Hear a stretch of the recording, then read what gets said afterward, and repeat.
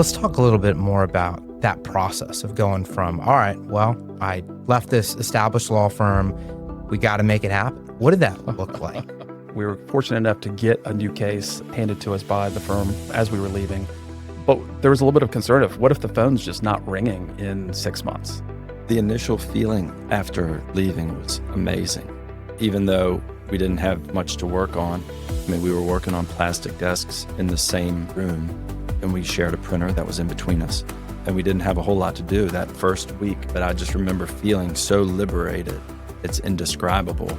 And so we used that energy to grow, to catapult. This is RVA Trial Lawyers, Virginia's trial lawyer podcast, hosted by Sharif Gray and Niall Abuzaki. All right, we're back, RVA Trial Lawyers, and today we have John Merrick and Les Brock with us. I've known John and Les for a few years now, did a bunch of criminal work with them. I guess it's been a handful of years at this point. And both I and them now have transitioned fully into the civil world. So John, Les, privileged to have you both. If you wouldn't mind, go ahead, introduce yourself. John, if you could start, it'd be great. Sure. Well, thanks for having us. It's nice to be here in your studio. I'm John Merrick. I'm a father of 2 boys, husband, personal injury lawyer, and a fisherman. I think that's about as succinctly as I can put it. And the firm goes on fishing trips, right? We do. Yeah, we have our fishing extravaganza, we call it, coming up June 20th. I like it. Where do you guys go? Outer Banks. Cool. We have a charter boat lined up, the Waste Not, which is a great boat. Good tuna fisherman, excellent fisherman. The captain's name is Barry Sawyer, and he's the best of the best. That's awesome. Les, go ahead. Yeah, my name's Les Brock. I'm partners with John at the law firm Merrick Brock. I am also a father of 2 boys. It sounds like we're a room full of boy fathers. And so we've had our firm for, 5 going on 6 years now, and we both got our start at the same civil defense firm before this, and that's where we kind of cut our teeth and learned the trade for personal injury on the other side, and then, of course, made the switch and started our own firm 6 years ago. Yeah, we're 6 going on 7. Is it 6 going on 7 already? We didn't have a big party this year, so it's hard to keep track. No, we didn't. You're saying I need to have the party, right? I think I hosted the last one. There's a subtle hint, right? Yeah. So I remember working with you guys, or first meeting you all when you were doing criminal defense work, right? I mean, because that was what got you all started, getting on the court-appointed list, doing that work before you ultimately built up more or less a full-time civil practice. Is that right? That's partially right. We both have over 10 years of experience doing civil work on the defense side. And then when we started our firm, we didn't have any cases. And being on the court-appointed list is something that I had always wanted to do. I even pitched it at my old firm as something that I wanted to do, and it just didn't fit in their business model, which is totally understandable. But it was something that I was always intrigued by. And so, we had the time for sure to do it, and we jumped in with 2 feet. What was that like going from a civil defense practice, which obviously big time pretrial work, discovery, motions practice, to being in court probably almost every day, right? Yeah, I think we both love to be in court, so it was an improvement. But we got a lot of court experience on the civil defense side as well. I think the biggest adjustment was probably on the civil defense side. If we filed a motion or we went to court to argue something or went to try a case, like we had sort of expected to win or hoped to win on the issue, get a ruling in our favor. And we kind of had to recalibrate what a win was when we started doing criminal work, because you're not going to win every case, or even close. It's more like just providing the best defense to the person based upon the facts that you have. But it felt like walking into a wood chipper sometimes, where you would put on the best mitigating defense that you could, and, you just get chopped down. And I felt like you did that over and over again. And we never had that feeling on the civil side. But it makes you stronger. It sharpens your toolkit. You get in court, you get on your feet, you get good experience, you get outside your comfort zone, meet new lawyers. I mean, it was all great. I recommend it to everybody. Anybody who asks, who has the time, I say you should definitely try court-appointed work. Getting into this line of work, right? You've done civil almost exclusively up until you got on the court-appointed list. Is that right? Yeah. No criminal. It was all civil defense, mostly PI, but also I did a lot of construction as well at our last firm. And so there was some business sides to it, but it was all on the civil side. And yeah, like John said, going on to the criminal side was a big shock, because I'm not quite sure that being a civil defense attorney really prepared me for being a criminal defense attorney because they're just so drastically different. Particularly the procedure, it's just a different world. But it was good. Looking back on it, it was a good thing to do because, like John was saying, on the civil side, everything is drawn out, everything's planned. You have plenty of time to prepare, and you're usually addressing singular issues at a time. And the criminal side, it's like being thrown in the wood chipper. I mean, you really have to think on your feet, come up with arguments, and sell arguments that maybe you wouldn't make on the civil side. You might think it's we got to go this route or do that route, but on the criminal side, you got to work with what you got, and you got to think fast. And it was a good training tool because I don't want to say we got lazy being on the civil defense side, but you definitely get accustomed to working in that routine. And being on the criminal defense side, it made us exercise parts of our brains that had gotten a little soft over the time that we had spent on the civil defense side. I bet. Do you miss it? The criminal? No, yeah. No? Why is that? It just, I don't know why I don't miss it. It's just keeping a lot of balls up in the air at one time, and client management's very difficult at times. And, I just think that the civil side suits my lifestyle and personality better than the criminal. But it was fun, and I don't take anything away from it that I didn't like. It was a great experience, and I'm glad I did it. But I'm also glad it's behind me at this point. I miss it, but only if I could just allocate like 10% of my time and effort to criminal, I would do it. If I could keep a lid on it, 10 to 20%. But instead, it consumes you. It's not possible to keep it at bay just because you get appointed more and more cases and everything is a priority. Everything is a fire. It's hard to keep up a busy civil practice and also have constant fires to put out, going to jail, getting a bond hearing, working with the treatment recovery programs to get people out, calling up the Commonwealth's attorney to try to work something out, let alone showing up to court and having 10, 12 cases to be heard that morning. Just became too much to handle with a busy civil practice. And we didn't set out to be the best criminal lawyers that we could possibly, that wasn't our vision. Our vision was to be the best plaintiffs, civil lawyers we could be. So as soon as it started to detract from that goal, that's when we got out of it. And it was 3 full years on the list, and then it took some time to sort of resolve some old cases. And I think we've been off for a couple of years now. They keep trying to drag me back in on cases, so we'll see. I think I still have 1 or 2 that are still pending. At least, Henrico, though, I found it's just an incredible courthouse to be in. The people are awesome, staff, judges, CA's office, the defense bar. It's a really nice place to be a lawyer.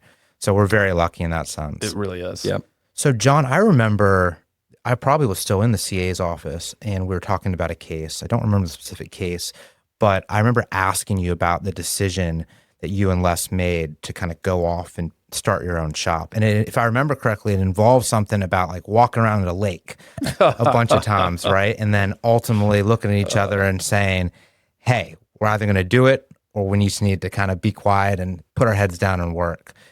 Can we talk about that? I'd love to learn more about, well, 1, hear the correct version of the story if I screwed that up. No, and then 2, just hear about how you guys came together and created what's now been a very successful civil firm. Yeah, well, I think you got it. There was a lake out at Innsbruck where we worked, and we would walk around that lake, the nice little path. We'd hit that walk probably every day. Yeah. At least 4 days a week, usually after lunch, stretch our legs. And one of the topics was frequently what it would be like, just sort of dreaming about having our own firm. And then it became something that we wanted to do, but we didn't do it for years. And then it became almost toxic, the conversation. It was like, look, we need to stop having this conversation, or we need to do something. And I think that's when it became real, and we probably did something within 6 months of making that decision, that we either needed to stop talking about it or actually do something. There was a whole lot of, I don't know if fear is the right word, but we were comfortable where we were, and we were happy with where we were with the people we were working with and what we were doing. But we both, I think, just wanted something else, something different. And it was a big leap, right, to do that, to walk away from that. And I don't think either one of us really looked back and regret it. It was something that allowed us to grow as people, individuals, and as a firm that we've created. And it's just been one great story after the other ever since we've left. And it's been something that's benefited us both in so many ways beyond just our professional lives. Just starting a business and what goes into that just really helps you grow as a person, and your involvement in the community in so many different immeasurable ways. Let's talk a little bit more about that process of going from, all right, well, I left this established law firm, you and I now, we got to make it happen. What did that look like? Right. I mean, especially, and we can talk kind of more holistically. I mean, now you guys, what, going on 7 years, right? And firm traditions like the fishing trip we talked about earlier and staff, right? So, I mean, what was it like going from in a nice, cozy environment where things are taken care of, you're well respected, happy, to making that leap to kind of having to grind to get where you are? Well, that's kind of where it ties into the whole criminal thing, because we had a few cases when we were leaving. We were fortunate enough to get a new case handed to us by the firm as we were leaving. But there was a little bit of concern of what if the phone's just not ringing in 6 months? And so that's one of the reasons we got into the criminal. And the criminal really helped the outset, because you get so busy so quickly that you're focusing on that, and you can tie that into the various things that you need to do. Okay, now we need a paralegal to help us do this. We need these things in place. So the criminal stuff helped us to build out the firm initially while we were developing the civil cases. Yeah, the initial feeling after leaving was amazing. Even though we didn't have much to work on. I mean, we were working on plastic desks in the same room in a building, and we shared a printer that was in between us. And we didn't have a whole lot to do that first week, but I just remember feeling so liberated. It's indescribable. And so I guess we used that energy to grow, to catapult. Some of the things that we did on the defense firm are tough. Like billing hours is soul crushing. And I think most people will tell you that. Writing reports for adjusters is also a bit soul crushing. And not having any control over your cases, like the cases that you handle, was also difficult. You might have a busy week already with 75 active cases, and you show up on Monday morning, there's a stack of 8 new cases with a note that says, handled to conclusion, and don't mess it up. And that was nice to have a steady stream of work. I mean, don't get me wrong. That was comfortable living. That's a good thing and a bad thing. The bad part is, you had to digest it. And, when you get a new case, there's certain things that you have to do, certain fires that you have to put out and to get it on track. And not to have those 3 things at all anymore after 11 years is just indescribable of what that felt like. And then to have sort of a new vision and new goals and the freedom to try to achieve them, again, is something that I can't describe to people that haven't done it. Yeah, it was a little scary at times when you're leaving something behind. My wife was 9 months pregnant the month that we left our old firm. Actually, the firm was kind enough to keep me on their insurance through the end of the month just to make sure that I would have insurance when my wife went into labor. And so, yeah, there was some fear to it, but it was so exciting. Just this path that we were setting out on. We were in control of our own destiny, and that's a good place to be. Betting on yourself, basically, and betting on each other as well. We knew each other long enough and trusted each other, both as friends and each other's capabilities, that I think we knew that it was going to be successful. We hit the ground running and never looked back. And here we are. And I don't think there's been a day that's gone by where I've said, gosh, I wish that we hadn't have done this. It's just been a great experience all around. Why the focus on personal injury? Well, when we were on the defense side, we thought about, so what are we going to do? I mean, I think the first step was we wanted to have our own firm. We want to start our own firm. And we thought about, do we start our own civil defense practice? And we gave that some thought, but that was only curing some of the, issues that we were having with where we were. And we thought, what if we went on the plaintiff side? I mean, we already know the work. We already know the law. We already know the procedure. We already kind of know the playbook of how these cases are handled. And on the plaintiff side, it just sort of meshed with everything that we were looking for. We no longer had to deal with the billable hours. We didn't have to deal with reports to adjusters. I really like the idea of a community-based practice where I was actually representing people in my community who needed help. The thing about on the insurance defense side is you're basically, yes, you're hired to represent the individual or the company that's being sued, but you're being hired by this insurance company in another state a lot of the times. So the adjusters you're dealing with are in another state and you never meet them. You just talk to them on a phone. And the clients who you're representing, you oftentimes rarely meet unless there's a deposition, that's just deal with you on the phone. And so, all those things, the community-based practice, the, not billing, but also being in the comfort zone of the work that we've done, it just seemed like a natural fit. And it has been, it's been great. We've been able to use all of the skills that we honed at the prior firm And it just transitioned really well into our plaintiff's practice. Because I know for a long time, John and I would talk about this when we're walking around that lake.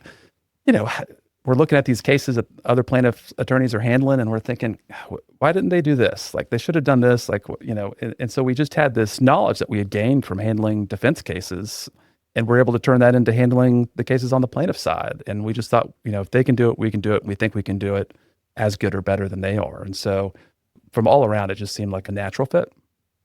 How did it work when it came to getting the phone to ring? Because that, I mean, that's the hardest part, I think. Well, I take that back. Depending on the type of practice you have, Yeah. plaintiff's work, the hardest part is getting the work, right? You can be the best lawyer in the world, and if you don't have the case, then it doesn't matter, right? What did that look like, especially in a land where, I mean, billboards are everywhere, TV commercials are everywhere. How did you guys go about starting to get those cases? You know, just relationships. To this day, we have not really done much in the way of advertising, you know, paid marketing, that kind of thing. When we first started out, John and I were both fairly involved in the legal scene in Richmond through the Richmond Bar Association and the State Bar. And we had a lot of contacts and friends at various firms. And we just started calling people up and saying, hey, this is what we did. This is what we're doing now. And we'd like to go to lunch and talk with you about it. And people were just very generous when we first started sending us a case, because everybody knows if you look at your case list, you've got a couple cases down near the bottom you'd like to get rid of. And I think we were the recipient of some of those cases. And we were also, I'm sure everybody has had the phone ring and they think, gosh, that's a pretty good case. I'm just so busy right now. I don't have the time to handle it. And being at the right place at the right time and letting people know what we were doing, we got almost all of our business that first year from other attorneys who were just referring us cases. And we have a lot to be grateful for those relationships and friendships. And then from there, it's just kind of grown. I mean, we continue to get a lot of other lawyer referrals. We have clients who refer us cases. And that's fortunately been enough that we've had a steady supply of work. And you guys had a pretty big verdict early on too, right? Or Yeah, a few years in, right? It was in Fairfax or something like that? we did. We had a good case up in Prince William County. That was a fun case because that was really our first plaintiff's trial.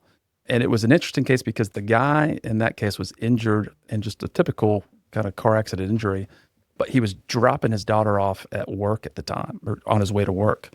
And he ran out of insurance coverage because he didn't have health insurance. And that became a problem because he needed this, you know, major cervical disc fusion. And so we first filed a work comp claim. And I'd never really handled a work comp case before at that point in time, either on the plaintiff side or the defense side. We filed the work comp case, had a big fight, went to trial in the work comp commission, and we were able to get coverage for him for the accident. And because of that, we were then able to get the surgery that he needed, and then parlayed that surgery into the personal injury case, and were able to take it to trial and get a verdict. So it was a real eye-opening experience with all of those issues involved, both on the plaintiff side and the work comp side. And it was a great win because we won in the Work Comp Commission, and then we won in the Prince William County Circuit Court. And we were going up against good attorneys. You know, these were not defense attorneys that are kind of middle of the road. I mean, these was a top defense litigator. And so a lot of motions, a lot of issues being argued. And that was a great way to kind of start off the early part of our firm with a win like that. It's also, if I remember correctly, it was high six figures, right? It was like 800 or it was something? 900. 900. That's awesome. Yeah. That's very cool. What about, are there certain things that you two make sure you're doing in the courtroom that are informed by your time as defense lawyers? And I recognize that's not an easy question, but I'm sure in your capacity as a defense attorney, you're like, oh, if I was a plaintiff's attorney, I would never do that. Or I would always make sure I do this. Are there certain lessons that you kind of take from that time that you guys make sure you use? Yes, I'll let John go first because I feel like I've answered a couple questions here. But Well, I'd rather you go on this one. Yeah. I don't have anything on the tip of my tongue. so things that we learn on the defense side that inform how we practice on the plaintiff side. Right. I would say first and foremost, and I feel pretty strongly about this, is one, to be nice to insurance adjusters. Be kind to them, engage with them because they're people. They're just trying to do a job. And the old saying, you get more with sugar than vinegar, is true. And the other thing is be reasonable. On the defense side, every case you're handling is in litigation, right? I mean, the plaintiff's attorney has negotiated with the insurance adjuster. They've reached some impasse. They can't get it resolved. So the plaintiff's attorney files suit. And that's what triggers the insurance company's duty to indemnify. They have to hire counsel, right? that's when the case comes to us. So every case, every file that John was talking about that would show up at his desk randomly was a case that's in litigation. So it shows up on your desk, an answer has to be filed, you have to hit the ground running. And I would find time after time, I'm looking at these cases, and what strikes me is you have a case that everybody in the room would agree is worth $20,000. And the plaintiff's attorney has demanded $750,000 in his demand letter. And then the adjuster offers $7,000 because they have to create some room to move to get to this value. And then the plaintiff's attorney would get frustrated and file suit.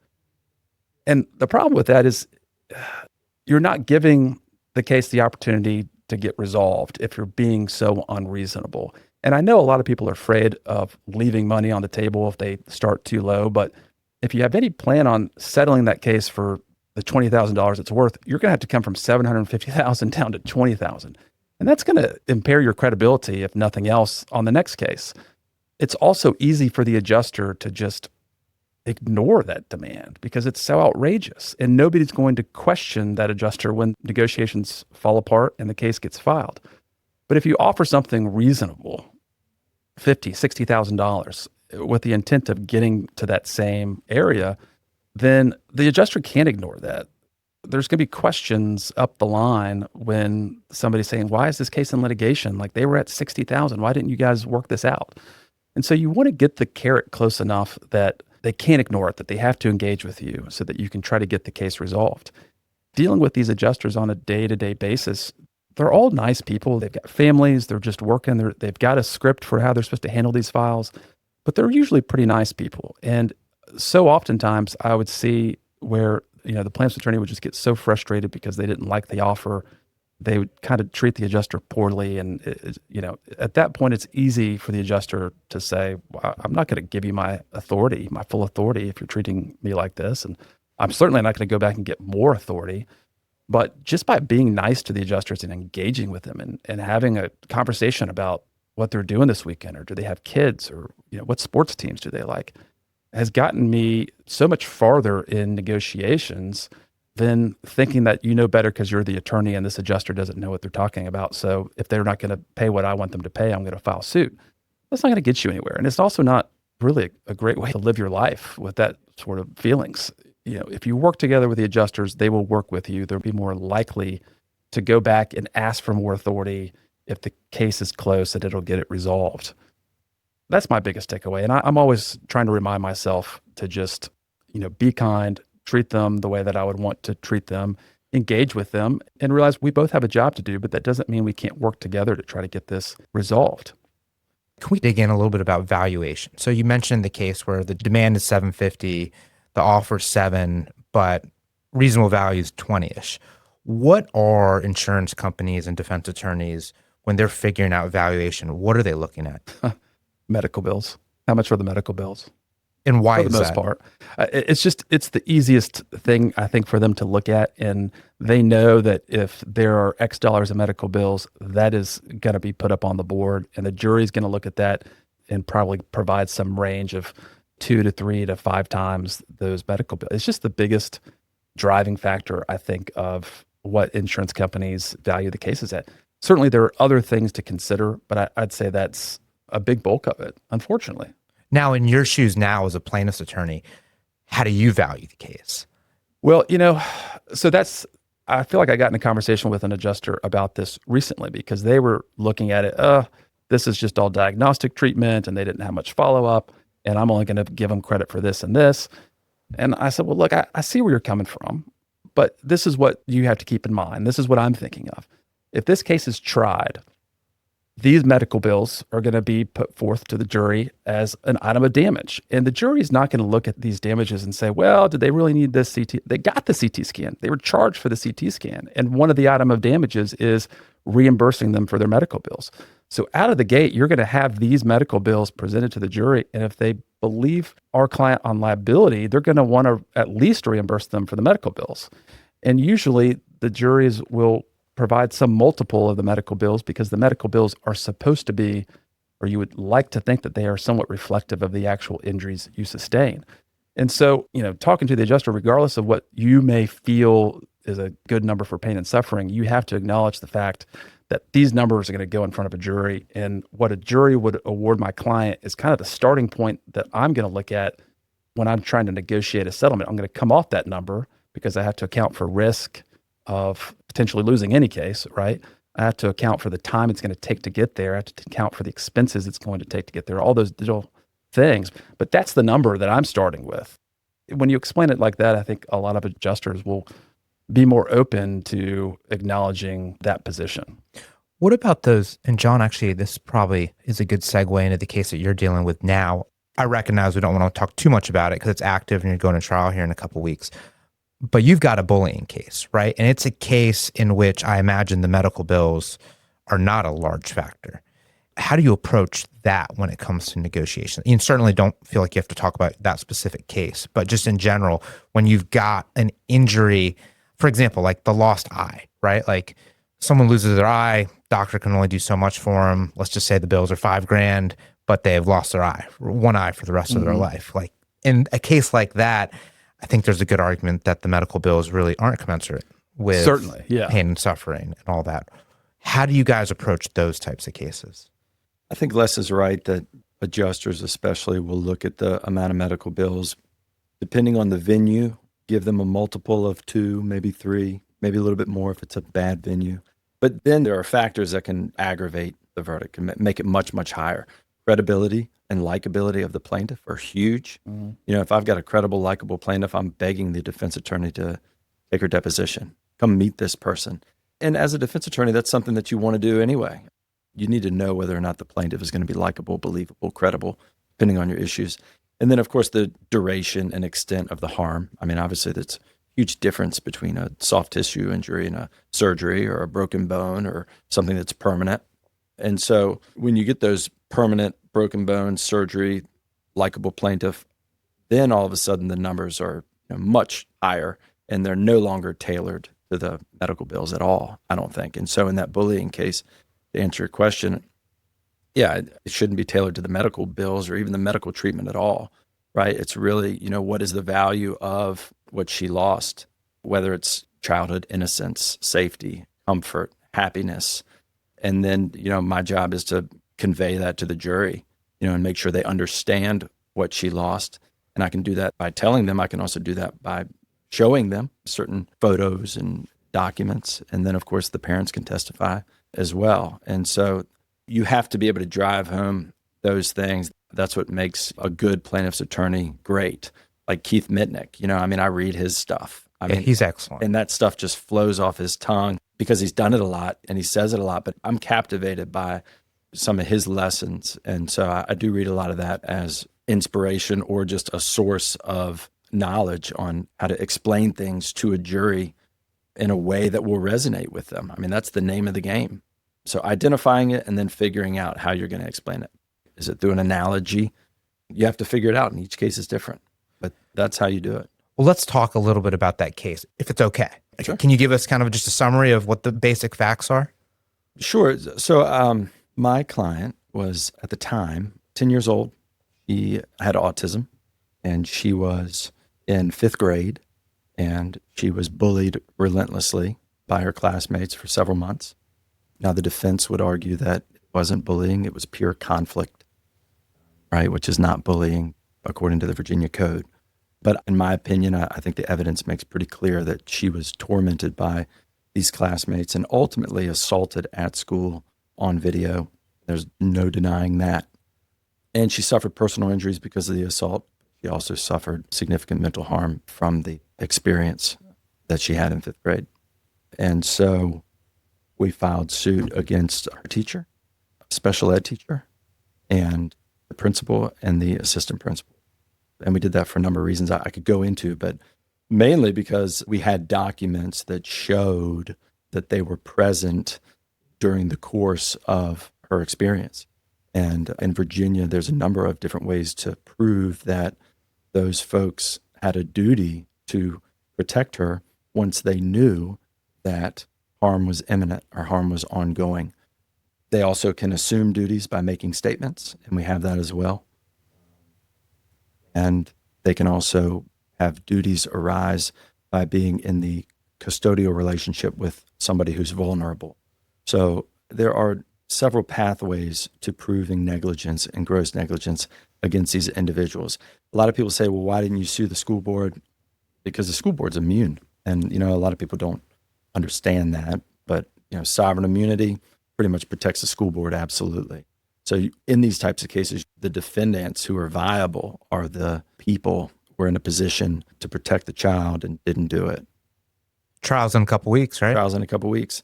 Yeah, trials in a couple weeks. We're sort of going through the pre-trial motion and limine phase right now.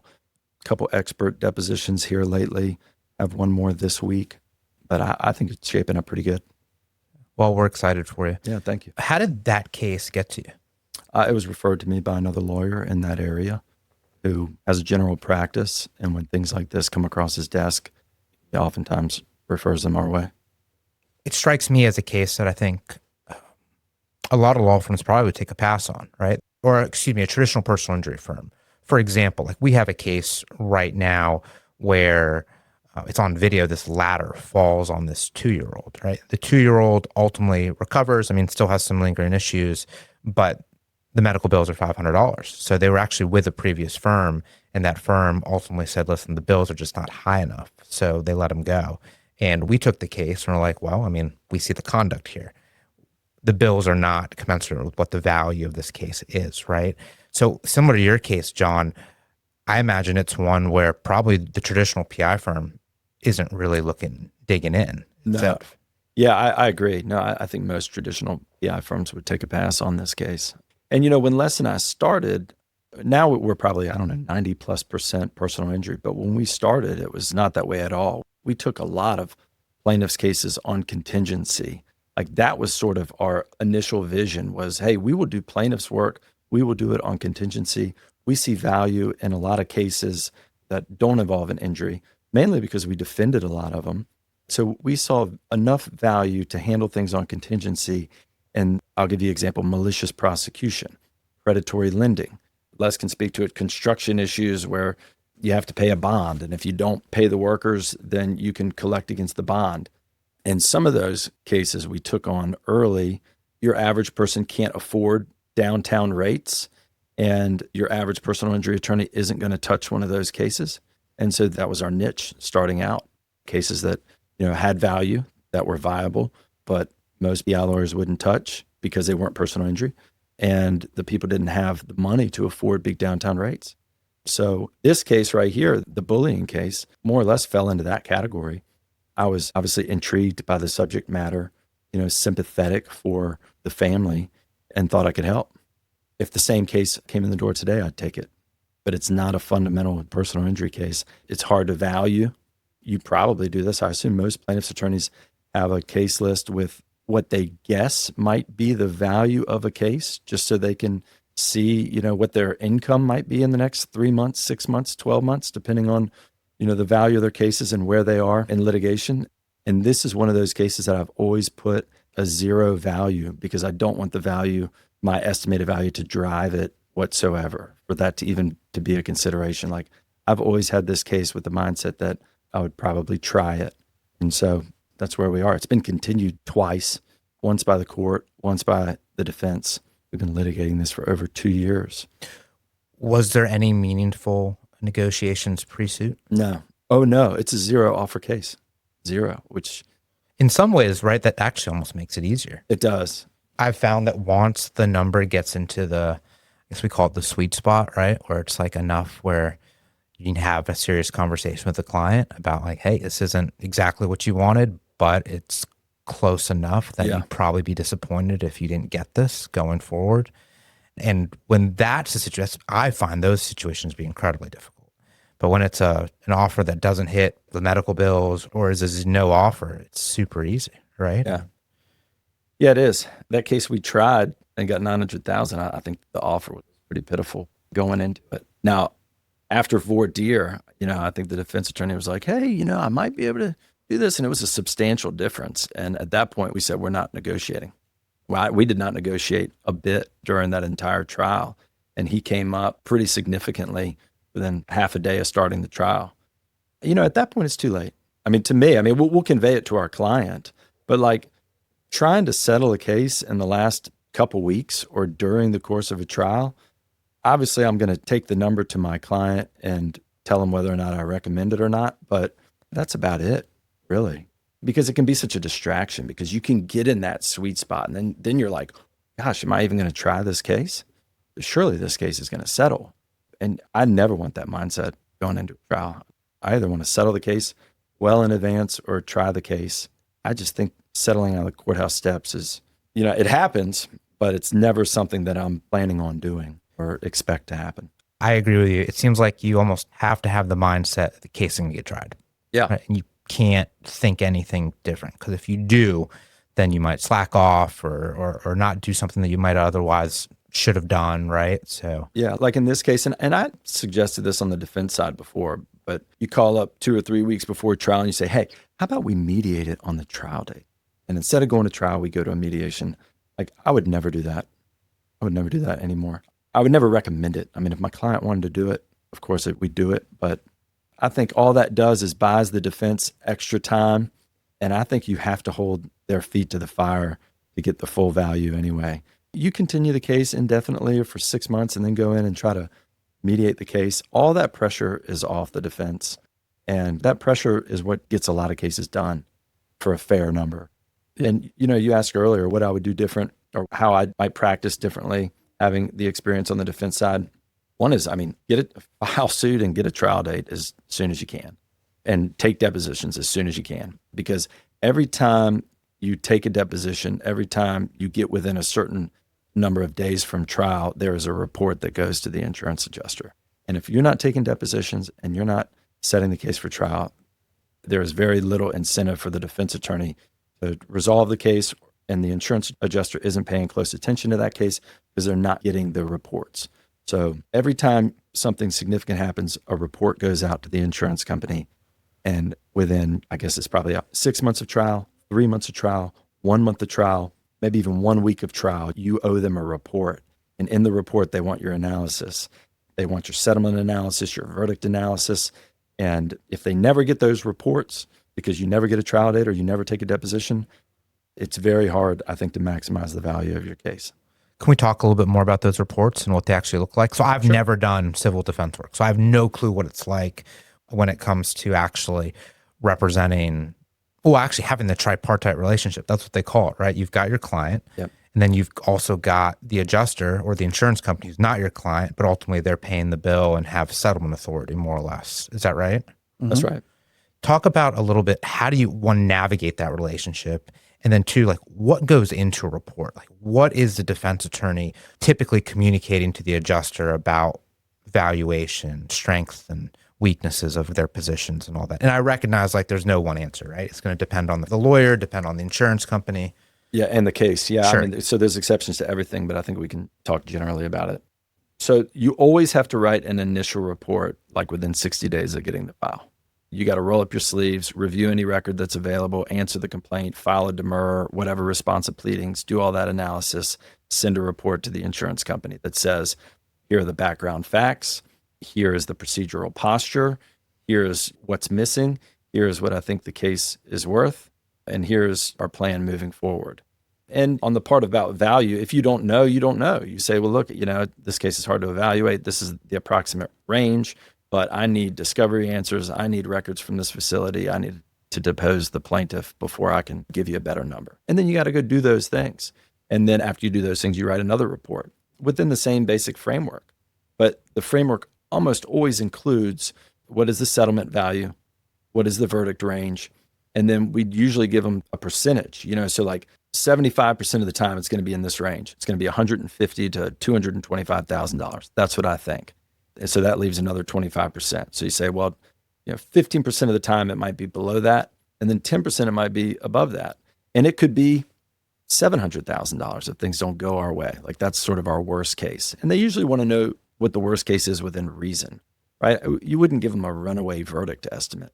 But if there's like a 10, 20% chance of a big number, they certainly want to know it. At that point, it can just be math, like what the settlement number is.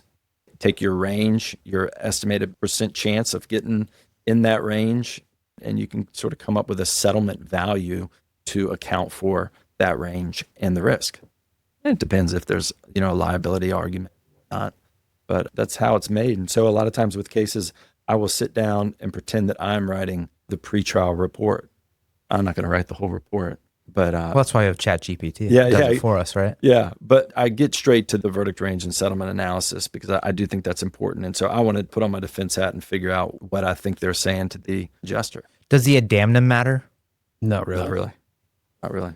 Only to the extent that maybe is the addendum more or less than the amount of insurance coverage, right? So if you got $500,000 in insurance coverage and you got a $100,000 addendum, then the insurance company's not going to be as concerned compared to if they have $500,000 in coverage and $1 million addendum, just because the potential there is higher. But for the most part, I don't think that they put a whole lot of stock on either the first settlement demand number or the addendum. I think there are some attorneys out there who kind of think that it's a game of psychology. If I demand $1.5 million, it's going to make the adjusters think, oh, this might be worth more than I thought it was. But you have to understand these insurance companies, they are handling hundreds of cases across the country a lot of times. And the insurance company itself is handling thousands and upon thousands of these cases. They've got pretty good numbers on what these cases are likely worth. And I don't think you're really fooling them by saying, hey, this $100,000 case is worth $1.5 million just because I say it is or because I put that in the complaint. I understand people don't want to bid against themselves, and that's fine. But at the end of the day, if you're going to get the case settled, you're going to have to get into a reasonable range. And to me, I don't want to lose credibility by having these huge numbers and then, okay, yeah, I'll take your $100,000. You know what I mean? To me, I think you just lose credibility for the next time you're with that adjuster and you're making a demand. I want them to think Les is a reasonable person. He's going to be in the range. If he's saying this is the number, and he's probably got a good reason why, because he had a good reason why last time we spoke. Is bad faith a concern for insurance companies in Virginia? Yeah, I think it always is, as long as those issues are I'd say that was always kind of a rare thing that came up when we were on the defense side, and we couldn't really get involved in that because that kind of puts us in an awkward position, right? That's really between the two of them. But what we say is, this is what we think the case is worth.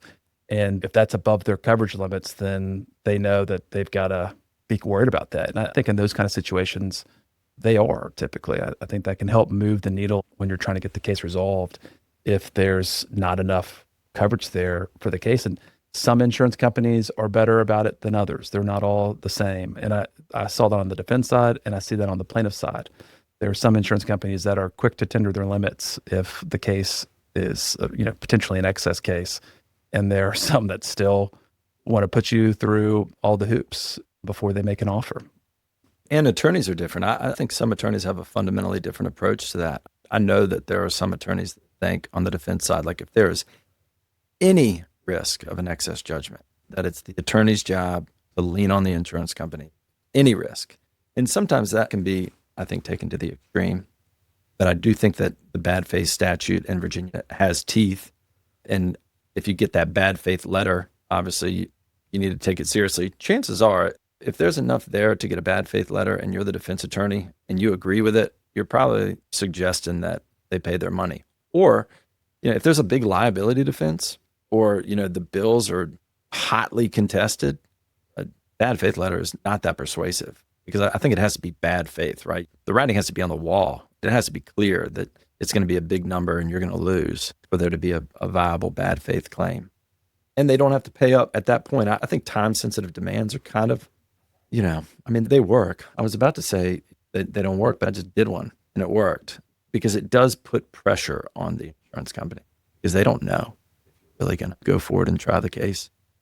I've always found it hard on the plaintiff's side to say, hey, if you don't pay your money within 30 days, we're going to go to trial because your client better be on board. Right. And I've done it one time and my client was on board because he was like, look, there is no amount of money that will bring my brother back. And so I want to try the case if they don't pay at all. And I said, all right, in this situation, I think we can make a time-sensitive demand. This is what my client says. No amount of money can bring his brother back. The writing's on the wall for you guys. You can pay your money. You got 30 days to do it. And they did it. It actually worked. I've also written one in the UIM context because there's a new UIM statute that's relatively new. And they didn't pay their money, but it sure got somebody's attention. And actually, since then, I think they are going to pay their money. Yeah, so I think you should use them, but I think you should use them sparingly. I recall seeing a few bad faith letters that weren't warranted. And then that just makes the attorney look. Yeah, I mean, to Les's point, right? It would lose credibility. Yeah. That doesn't help your client, doesn't help the case, and certainly doesn't help you next time around, right? Yeah. So, And I'm throwing this out there, but with the new tender and walk statute as well, that takes a lot of the pressure off the liability carriers because they just tender their limits. Then it's the UIM carriers battle to fight. And as long as the defendant cooperates or is not uncooperative, then they're protected from an excess. Yeah. But that statute scares me a little bit. I get nervous whenever I have a tender and walk case, just making sure that all the little things that could go wrong are considered. Yeah, I agree. There's still some uncertainty out there about certain snags that can arise on the tender and walk context. yeah, I'm always worried about, am I missing something, right? Like, is there another pot of money that I'm not aware of, Yeah. right? And that's always a concern for us. Totally. Or making sure the defendant cooperates. I mean, usually I want to get discovery answers and I want to take the defendant's deposition, get them locked in before I would accept a tender and walk. Otherwise, they might be off in the wind. They've got very little incentive to cooperate. I mean, I guess they still have to cooperate in order to avoid a subrogation action, but I just feel like when the liability insurance company's attorney is involved, you are much likely to get action from the defendant than you are if you sign a tender and walk. That makes sense. Well, I know you both love the courtroom, right? I mean, you're trial lawyers. What is it about it that made you guys want to do this type of work? I remember having a job, and I don't know how old I was, but it was a very routine, monotonous job. And I just remember thinking, I don't know what I'm going to do when I grow up, but I want something that's different every day. That's just not the same routine, because it doesn't matter how much you like doing something. Once you've done the exact same thing 2 months in a row, you're going to lose interest in it. And so I think with being a trial attorney, I just love the fact that every case is different. The job is different every single day. Even if you're doing similar things, you're doing it in a different way and you're learning new and different things. And having the trial aspect at the end of every case, it's something that you have both to look forward to and to be nervous about. And it keeps you getting up and making sure you're doing your job every day because you got this big ultimate deadline out there and people who are depending on you to come through for them. And it's a big motivator to get your job done. And then, I think every trial attorney these days laments about the fact that they just aren't getting to try as many cases as they'd like to, just because of the nature of where litigation is these days and cases are resolving. But, when you do get to try a case, it's like putting all the pieces together in a puzzle. It's like that last piece of a puzzle you get to put into on the puzzle board, that's the trial. And so oftentimes we're handling cases and we have unfinished puzzles because the case resolves before the case goes all the way through the system. But the trial attorney aspect, it keeps you on your feet. It keeps you feeling alive, keeps you feeling young. And, it's rewarding when it goes your way. And if it doesn't go your way, there's still so much to be learned about it that you then get to take back to the cases that you still got pending. There's so much I like about being in court that it's hard to figure out a place to start, other than to say that the middle of a trial is the only place that I've ever been where the thought came over me like, this is where you belong, right here in this chaos. You know what I mean? I had that feeling before when I worked on fishing boats out there on the ocean. This is where you belong. This is what you need to be doing. But that's another story. The only other time is in a courtroom, and I've had it come over me a couple times. It's like an involuntary feeling, and so it's number one, I would say, having some control over a situation that most people feel is totally out of control. You know what I mean? But you're like in the eye of the storm and it's calm there and all this stuff's going around you, but you actually, have some control and some calmness. And then of course there's the competitive forces wanting to win and then wanting to help, right? And then wanting to persuade. All of those things are just by order, just enhanced at a trial. I can't think of another profession where you could have all of those things wrapped into one. Not even close. It's for crazy people, right? It's a rush. It's a huge rush. And you're exhausted, but at the same time thrilled, right? Mm-hmm. Like you're doing something important for your client. It's a show. I mean, it's everything, right? Yep. So is there a certain part of trial that you guys enjoy more than others? I like motions practice probably more than the actual trial part, just because I like the briefing. I like showing up in front of a judge, arguing things. I know that's not exactly the same as the trial, like a portion of the trial, but it's obviously steps leading up to the trial, right? So I tend to like that more. I don't know what it is about that process. I just like the fact that it's a little bit more thought out and developed and controlled compared to the trial, because the trial can really be, very chaotic, right? And sometimes you just have a hard time listening and thinking at the same time. That's where having the preparation really comes through in terms of being able to think on your feet and be able to have those issues come to mind. But it's all kind of one and the same and all kind of fun. I mean, you got to shape the battlefield, right? Like motions practice is super, super important. It is, yeah. I mean, you're able to really kind of frame how the case is going to be presented. And there's a lot of things I think people think are trivial that I think make a real big difference. So I've got a crusade, I'm sure you're already aware of it, but I'm trying to get rid of the word accident from the jury instructions.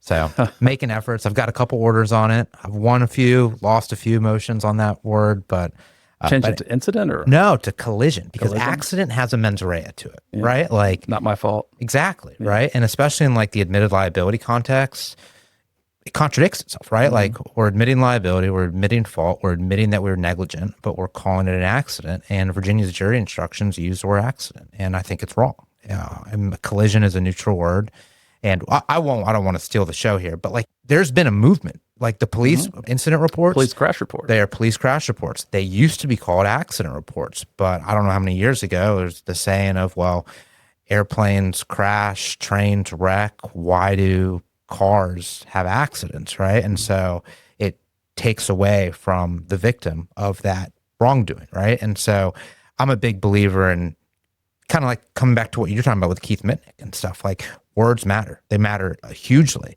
And so in motions practice, being able to kind of shape how the trial is going to look is incredibly important. Yeah. Yeah, agreed. And I've read some of your stuff. I'm going to borrow it the next time I've got a car crash case, and I'll try my hardest. We've got one next week, and I just lost this motion, it's so frustrating. The judge, to his credit, said, "You know what? I get what you're saying." Right? He didn't say I agree with you. He says, "I get it." But the model jury instructions say accident. Can't get appealed by giving you the model jury instructions. Exactly. Right? And I think that it's funny. As soon as I left that hearing, I remember emailing Stephanie Grana, because I know she was very involved with the model jury instruction committee. And I was like, how do I change this? Because this is ridiculous, right? And it's real. Judges don't want to go against the model jury instructions, despite there being language there saying it can be modified to fit the circumstances. So anyways, I have the motion. If you want it, happy to give it to you, because that's a big one for me. And the thing that I really don't like about the word accident is how the judge, I don't care if the defense attorney uses the word accident. That's fine. And that's actually can be a benefit to us. They're calling it an accident. I'm calling not paying attention and hitting my client and putting them in the hospital for however many days. I'm calling that negligence. I'm calling that carelessness, right? Let them call it accident. That's fine. What I hate was when the judge says, "Good morning, ladies and gentlemen. We're here today for a motor vehicle accident case," right? That kills me, because now the judge, who is the authority figure, and the jury rightfully presumes knows what they're doing, is framing the case as an accident, just an accident. And you got to be careful there with insisting on calling it a collision every time, because then when the judge comes out and calls it an accident, it looks like he's siding with them. So you're almost better off also calling it an accident and just finding another way to argue it to the jury. Yeah, and I don't know what we're going to do next week, but I'm still crying at night over losing that motion. But sorry, John, I cut you off. That's right. Let's talk. So your favorite part of the trial? Oh, I think it's always been closing argument or a cross-examination, particularly if it's, a weak witness. And Sure. You just, get to have a lot of fun doing that. But now it's got to be rebuttal, right? The last word. Having the last word at a trial is pretty awesome. Powerful. Can be. Yeah. In the right case. But I would say those two things far and away. Voir dire, not my favorite. Opening statement, it's okay. Direct exams, kind of boring. Cross exams, awesome. And then closing, in particular rebuttals.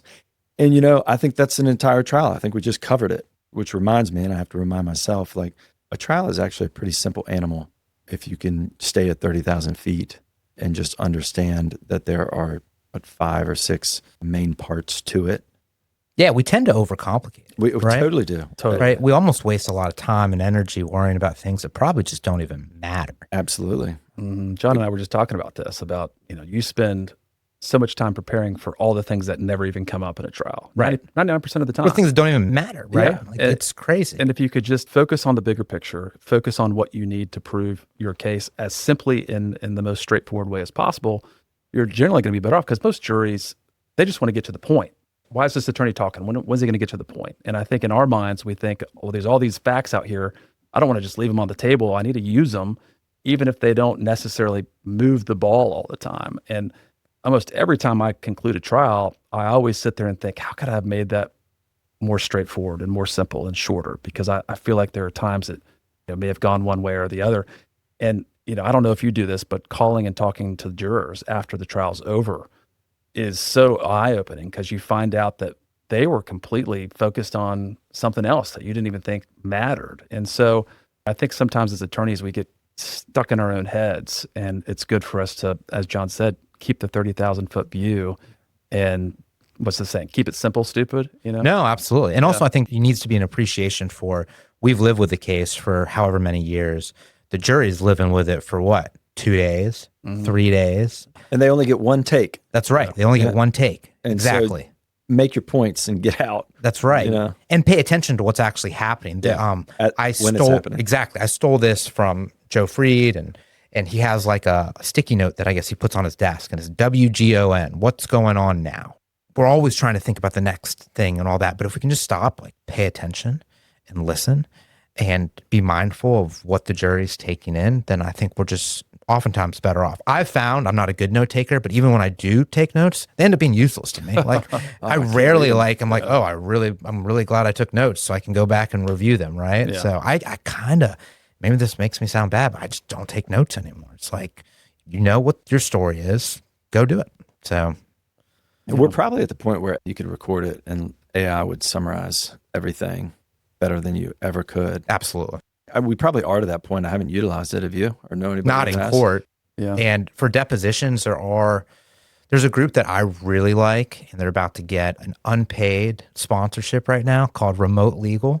So they're awesome. And they actually have a program that will do an AI summary of the deposition within minutes after you're done. And it's incredible. Like it's truly, truly incredible. But no, I've never used it for purposes of trial, but it's helpful when you're trying to digest, I don't know, a 2-3 hour deposition to go back and look at those notes. Yep. Or an entire day of trial. Like you sit down at the end of the day and you're like, what happened today and what was important? And you look at your notes and it's chicken scratch. And, I think AI one day is going to answer all those questions for us. I bet it probably could, right? I bet if you had a court reporter just record the thing, you took the recording, uploaded it to some program, I bet it could do it today. Yeah. So it's incredible. All right, well, this has been fun. Before we close up, so we have a lot of young lawyers and law students who listen to this podcast. Let's say they want to follow in your footsteps. They want to be plaintiff trial lawyers. What are you telling them to do? Join the Richmond Bar Association, without a doubt. That is my advice whenever I meet somebody, is to get involved locally. And the Richmond Bar Association is probably the best way to do it. And the reason why it's important is because you're going to meet other lawyers. And when it's time to switch jobs, it will be much easier. And when it is time to ask for work or try to start a business, you will have contacts. So you have to get out there and you have to have contacts. And it's not just like, I met Sharif one day. It's like you have to develop like a meaningful relationship, and it takes work to keep up. So the Richmond Bar Association is probably the best vehicle for doing that, I think. And then in terms of like trajectory, I would not recommend anybody hanging a shingle, right out of law school and saying, I'm going to be a plaintiff's lawyer. I mean, I think number one, to get cases from referrals, you have to have some chops, you know what I mean? Some experience where people trust you enough to send you a case. So I'd recommend everybody, work at a firm for a bit. And then starting out on the defense side pays huge dividends. I think doing the criminal court-appointed work pays huge dividends. So, I think basically Les and I have done it the right way. Sounds like the way we did it, which is that's our own perspective. Well, we didn't talk about fishing, right? Yeah. I'm sure that's an element of it, right? Well, you got to stop and smell the roses, right? So, I'm a big proponent of work-life balance, first recognizing that it's not a 50-50 balance. It's not even close. And it's always going to be a bit of an imbalance. But if you have meaningful relationships and meaningful experiences, that helps level things out. So, You need to have calendar control in order to do that. You need to set aside dates well in advance and guard them with your life. I still do that, put holds on my calendar. I don't know what I'm doing yet, but I know that I want a break in late May in case the weather's nice. I'm going to put a hold on this week. Definitely going to put a hold on, spring break with my family, but not just the week. I'm going to put a hold on the week before and the week after. And on my calendar, I'll write, I'm in the office, but don't schedule anything. And that type of stuff gives you the freedom to actually go out there and have those experiences and enjoy them. If you don't do that, you'll never have time in this line of work, I don't think. If you're busy, Always something to do. Yep. There's always something to do. There's always something that needs to get scheduled. And so you just have to guard your calendar very carefully. Work-life balance, maintain relationships, get experience, and then you got to hustle. You can't just sit in your office and expect the phone to ring. Yeah, I think all those things is just kind of summing up. It's perspective. Having different perspectives and being able to bring those to the table is important. So like having the insurance defense firm is one perspective. Doing the criminal court-appointed work is another perspective. I think clerkships are great to have that perspective from working on the side of the judge. Working in a big firm and seeing how a bigger firm, in terms of the plaintiff side, helps see how they do it with the rules and the procedures and sort of a little bit more rigidity in terms of how things are done. But not only learning that process, but also having the more senior attorneys who you can learn from. But then also having the perspective of your own firm or starting out from scratch and being scrappy and all those different perspectives. The more perspectives you can bring to the table, the more prepared you're going to be in terms of shaping your future. So what that means is just don't get stuck somewhere, whatever that might be. If it's being in one sector or another, just don't get stuck there. Move, grow, gain perspective, and hopefully you can help guide the path along the way, and you'll end up in a place where you look around and you say, I kind of like where I am. I see what it took to get here, and it was a bunch of different stones that I had to step across to get to this point in my life, but all those stones were a different perspective, and they brought me where I am. Yeah, and one more thing. There's so much that we've learned along the way and things that I wish I knew when I was starting out. You grow by getting outside your comfort zone. You don't grow by being complacent and doing the same thing every day. You have to go out there and be a little uncomfortable. That is the best way to grow. I keep a daily journal, and I also keep a gratitude journal. And I think those are game changers. They have been for me. And then I also, in the morning, I will at least set aside 10 minutes to figure out not only what am I going to do that day, but the hours of the day that I'm going to do them. And so I know that in this window of time, these are the two things I want to achieve. In this next hour, these are the two things I want to achieve. Depending on the day, but I do that every day. And so your work and becomes, swallow some frogs. Right. Yeah. So your work becomes a lot more deliberate, right? You're deliberately taking action that's planned. And then, to Les's point, eating frogs, that forces you to eat the frog. There might be something that is languishing that has to get done. You don't enjoy it. You don't want to do it, but it has to get done. And when you keep a daily calendar like that, what am I going to do today? It forces you to put those things up there, and then you just get them done. You don't want to do it, but you have to do it because it's on your list and you're wedded to your list. It takes a while, but gosh, at this point, I almost don't know what to do without a list. It's kind of pathetic. I even make a list on the weekends when I don't have any work to do. It's like, well, what am I going to do? It feels so good when you check those things off the list. It does. Do you ever find yourself just making stuff to put on the list that you can easily check? That you've already done? Be like, let me write this on my list, and then let me make my to-do list look more impressive. Yeah. No, it's just, I'm sure there's some psychology there on the endorphins you get by checking something off of your list, because it works. Same thing. Every morning I'd create a list of what I want to do that day. And I'm so much more productive on those days than on the days where I don't do that. Where, I go in, I think, well, I know I got to do this. And then I start doing that, and I get pulled in this direction and that direction. And at the end of the day, I look back at my list from the day before. I'm like, gosh, I haven't done any of that stuff. So it is helpful. I didn't do this at our old firm. This is something that is sort of an outgrowth of starting your own business and probably having a lot of things that have to get done. And so you just have to identify what they are and do them. Whereas at sort of a defense firm, let's use the word lazy. I like the word complacent. You just kind of get in a groove, and I would show up to work without really a plan. I would know the cases that I have, the trials or deadlines coming up, And I would just kind of do them. And every now and again, I'd sort of peek into my emails for maybe, 15, 20 minutes, maybe return a call here or there, keep sort of a running list of calls that I needed to return, and then leave at, 5:30 or 6, and then come back the next morning and do it again. But now it's like I'm up and at 'em, and I'm trying to figure out exactly what I'm going to do that day to maximize what I can do. He's in control of his destiny. And make sure that I can get everything done. Yeah. You have to do it. I wish I did this in high school. I wish I did it in college. But so it's never too late. If you dedicate even 10 minutes a day to doing something that nobody else is doing, imagine how much more experience you have after a year. 10 minutes a day for 365 days. Whereas the guy sitting next to you didn't do that for a minute. Like, you are now so far advanced from others that it just accumulates over time. So that's my focus, spending time on things that need to do. Guys, it's been a lot of fun. Thank you for joining us. So you've got trial coming up, and then maybe even more importantly, you got the fishing trip after that, right? Yeah. So a lot of things happening for Merrick Brock. Yeah, the fishing trip is on the Friday before the trial. Ooh, all right. Yeah. So fishing, then trial. Yeah. Okay, I like it. Yeah, I like it. My plan is to have everything ready to go, and then just take a day off to go fishing and enjoy it, and then come in and try the case. That's right. Well, if I can, I'd like to come watch. It'd be awesome. Okay. So anyways, guys, this has been a lot of fun. Thank you so much for joining us. Thanks for and having us. Sure, we'll talk again soon. Now I need to go join the Richmond Bar Association. I think I'm a little ashamed that I'm not a part of it, but I'm a part of a few other things. So awesome. Thank you, guys. All right, thank you. Thank you for listening to this episode of RVA Trial Lawyers, Virginia's trial lawyer podcast. For more episodes, check out rvatriallawyers.com.